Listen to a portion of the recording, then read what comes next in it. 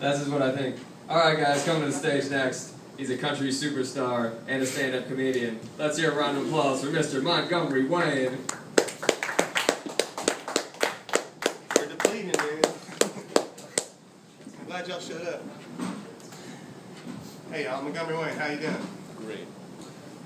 Man, I'm having some girl problems, y'all. Yeah, it's tough. Love is a feathermucker, man. I know all about commitment. I got a wife and a girlfriend. You think it's tough being committed to one woman, try being committed to two. How many of y'all are for drug testing? I am 100% for drug testing. That's right, I got my own business. I want to know what kind of people I got working for me. So the test is, if you don't do drugs, you can't work for me. Yeah, our store motto is, we may be high, but our prices aren't. I understand if you're on probation, but by and large, I need you to show up with your attitude already adjusted. And more importantly, if I have some medicinal needs that need to be filled, I need those medicinal needs filled in a timely manner, like now, or today, or you can't come back to work tomorrow until my medicinal needs are filled today. And I don't want to get an argument with y'all about whether drugs should be legal or shouldn't be legal. Let's just talk about when they're legal. You get up in the morning, have a wake and bake special. It's a spliff with a ganja muffin and a hemp oil, cranberry, pomegranate juice smoothie. Quarter pounder has a whole new meaning when weed's legal. And I'm loving it. And all you bars got to change your name from happy hour to happiest hour. And delivery guys, you're going to have to step your game up. Pizza, warm cookies, and sandwiches, that's not going to cut it when weed's legal. And you smokers, you won't be exiled outside. We'll have you right up front next to the stage. I'm going to go to every smoker section in town. I'm going to smoke cigarettes. They used to say that to my doctors and they'd be like, good for you. Now they gotten hit and they're like, well, you shouldn't smoke that either. I'm like, come on, doc. If we were legal, I'd be up for Dad of the Year. But as it is, I'm an outlaw comic living in hell.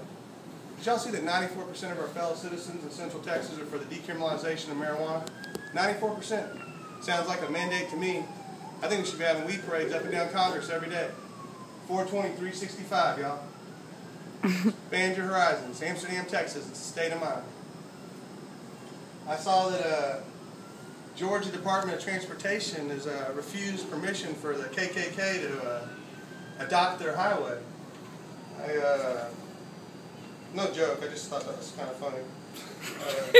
I have to think this is part of Martin Luther King's dream, though, you know? I guess those guys will be filing a discrimination lawsuit. I mean, can you imagine seeing a bunch of fat rednecks on the side of the road in white sheets picking up trash? I couldn't either, so I guess we're making progress. Hey, how do y'all feel about evolution? Y'all know it's really tough, right? It's like, if I had like 10 strangers, I'd get some giggles, but y'all like know all the stuff I'm going to say half the time. Okay, how y'all feel about evolution?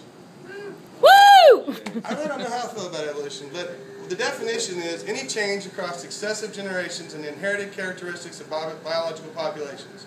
Well, going by 3 generations and a population of 3, I can't really argue with it. Because this here is a picture of my daddy's sperm almost 43 years ago. And this is my evolved daddy's sperm 43 years now. And this is a picture of my sperm almost 20 years ago. And my sperm, my son, just evolved into straight A's at the University of Texas at Austin. Look on what? Alright. They have a slogan there, what starts here changes the world. What starts here changes the world. I mean, y'all changing the world with my sperm? If that doesn't prove evolution, I don't know what does. I was thinking they should come up with some new slogans. What starts here used to be sperm. Changing the world, one evolved sperm at a time. Texas, big balls, bigger sperm. And have y'all heard of Virgin Galactic? It's space travel for public. You get to go up for 2 days to learn about it.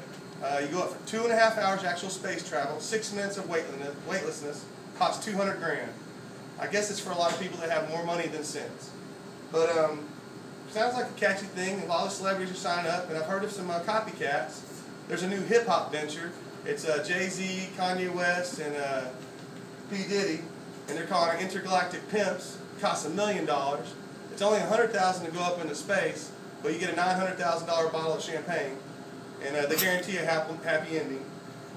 Now, I'm cheap, so I call around, and I found Pepe Space Camina, and they're down in Mexico.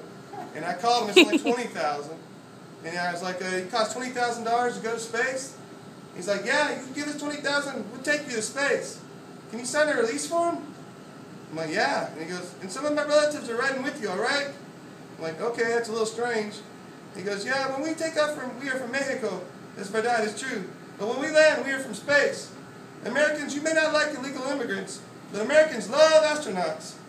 So I'm going with Pepe. Sounds like fun being a space coyote or ambassador to the cosmos, however you look at it. You got me like, thank you.